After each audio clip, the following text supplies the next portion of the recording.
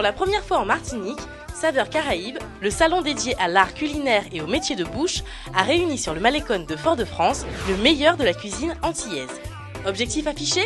Promouvoir les métiers de bouche, la formation et les spécialités culinaires. Pendant 3 jours, de nombreux exposants, des chefs martiniquais et des îles voisines, ont été très fiers de montrer leur savoir-faire dans une ambiance à la fois bon enfant et professionnelle. Le public présent a pu participer à des ateliers et faire des dégustations de plats ou de boissons typiques. Participer à ce salon Saveurs Caraïbes 2013, ça nous permet en fait d'accroître notre popularité auprès de la population martiniquaise. Quand vous faites un salon, ce n'est pas là où vous allez peut-être avoir une clientèle ou quoi que ce soit de plus. Mais au niveau de la notoriété, c'est quelque chose qui vous fait du bien. Et donc c'est la raison pour laquelle on est là. Et bon, jusqu'à présent, donc, on a rencontré des gens qu'on ne connaissait pas et des gens qui ne nous connaissaient pas. Donc je pense que le but est atteint. J'ai envie aussi de montrer certaines compétences qu'on est capable de faire aujourd'hui au niveau du bar. C'est très important parce que je trouve qu'aujourd'hui, le monde du bar, ça ne s'arrête pas à servir un coca avec du whisky à l'intérieur. Ça va bien plus loin que ça. Ça va sur la mixologie des alcools, ça va sur la mixologie des goûts. Comme vous constatez autour de vous dans cette manifestation, l'épanouissement, comment les gens s'intéressent à la gastronomie, comment les gens apprécient, cherchent à découvrir. Et c'est ça notre métier. 3 jours, 3 concours. Celui des apprentis lycéens, des chefs confirmés et des barmen.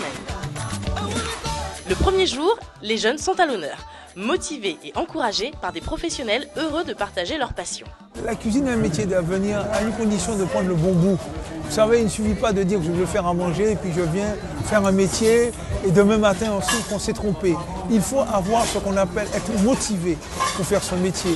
On ne naît pas cuisinier, on devient cuisinier. 4 lycées étaient en compétition devant un public enthousiaste. Les règles étaient simples. Réaliser en 1h30 une recette en duo avec un panier d'ingrédients dévoilé le jour même. Vous avez tous les produits qui sont sur la table derrière. Et pendant ces 1h30, il va falloir que vous fassiez le meilleur de ce que vous sachez faire. Et il faudra que vous prépariez au moins 4 assiettes.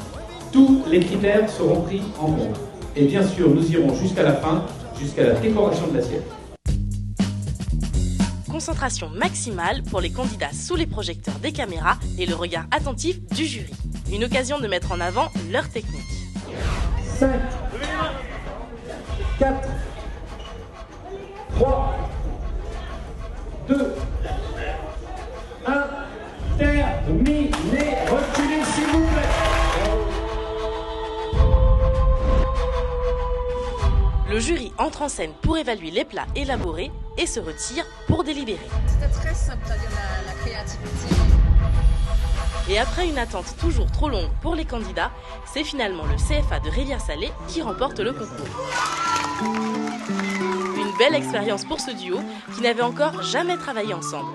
On s'est connus aujourd'hui et donc je stressais sur le fait qu'on ne se connaisse pas et que peut-être qu'il n'y aurait pas eu d'harmonie, en fait, la communication ne serait pas bien passée, etc. Mais au final, ça s'est super bien passé et je suis contente en fait. Je trouve que c'est bien, ça nous fait nous exprimer quoi, à travers, voilà. Ça pousse les jeunes à aller plus loin. À nous exprimer à travers un métier qu'on aime et puis voilà. Comme c'était une première fois. Voilà, pour une première fois, je trouve quand même que c'est pas si mal. C'est pas si mal, on sort aussi. Par contre, le but, c'était pas forcément de gagner, mais c'était de participer au concours. J'ai dit, je viens parce que je suis coach de concours culinaire en Guadeloupe. J'ai pas eu le temps de préparer un petit jeune montant. Donc, voilà, en soyez indulgents, hein, la vieillesse me prend. Le lendemain, l'ambiance est plus détendue pour les chefs martiniquais et guadeloupéens confirmés. Du moins, pour les habitués. Je savais que j'étais avec 3 hommes, mais je ne savais pas que c'était des professionnels. Donc ça a mis une très, très grande pression sur moi. Le défi du jour, concocter en 2 heures une recette avec des produits essentiellement locaux. Les gestes sont rapides, précis, maîtrisés. Tous les avantages issus de l'expérience. Lorsqu'on est un professionnel, on doit pouvoir s'adapter. Ça n'a pas été plus difficile qu'un autre. La seule chose que je remercie les organisateurs de m'avoir fait participer à cela, c'est tout. Rien n'a été difficile. Il faut absolument que nos jeunes qui sont passionnés par ce métier puissent voir effectivement que leur chef se jette à l'eau quand il le faut. Parce que c'est un métier où chaque jour, il faut relever les défis. 5, 4, 3, 2, 1, terminé. Reculez s'il vous plaît les plans. Bravo, félicitations à tous. Applaudissements du public. Nouvelle entrée du jury pour la dégustation avant délibération.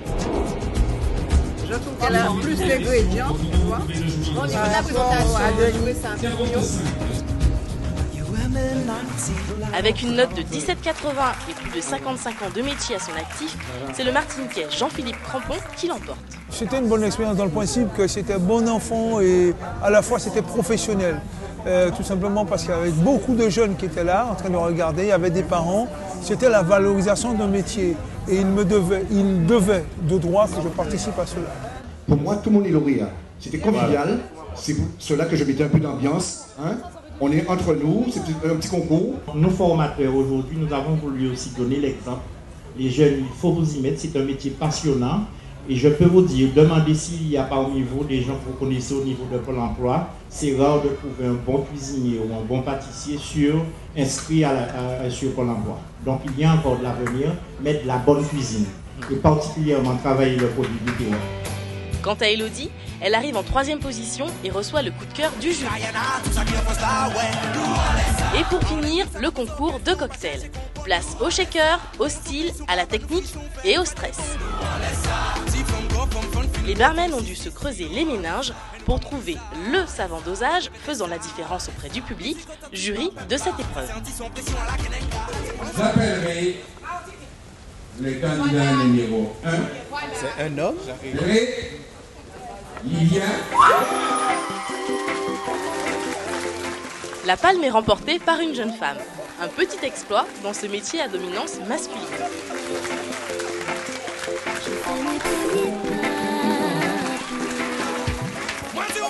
Bilan positif pour cette première édition, tant pour les participants que pour le public. Ce genre de manifestation, c'est super, parce que en fait, on dit toujours les jeunes traînent, les jeunes font ceci, cela, mais on n'est pas tous pareils, il y en a qui ont besoin d'avancer, de faire avancer leur île. Ça serait bien que ça se fasse un petit peu plus souvent. Le fait d'allier bar, service et cuisine, donc toute l'hôtellerie et restauration, et faire découvrir aux gens en Martinique nos qualités en tant que barman, serveur et cuisinier, parce qu'on a des gros chefs en Martinique, on a des grands barman, donc Claude Ménis qui a fini vice-champion de France. Et voilà, et on invite les gens à venir nous voir et à respecter ces métiers-là qui sont très importants. Tout ce qui est fait pour valoriser la profession et valoriser les jeunes, je suis pour et c'est une très bonne chose. Et l'année prochaine, je serai encore là pour encadrer au niveau de l'URMA et encadrer ce concours et aider à ces organisateurs à réussir le parcours qu'ils ont commencé à mettre en place. Tous ont promis d'être là l'année prochaine, le niveau et l'ambiance vont monter d'un cran. Alors, prêt à participer à ce beau et grand défi ?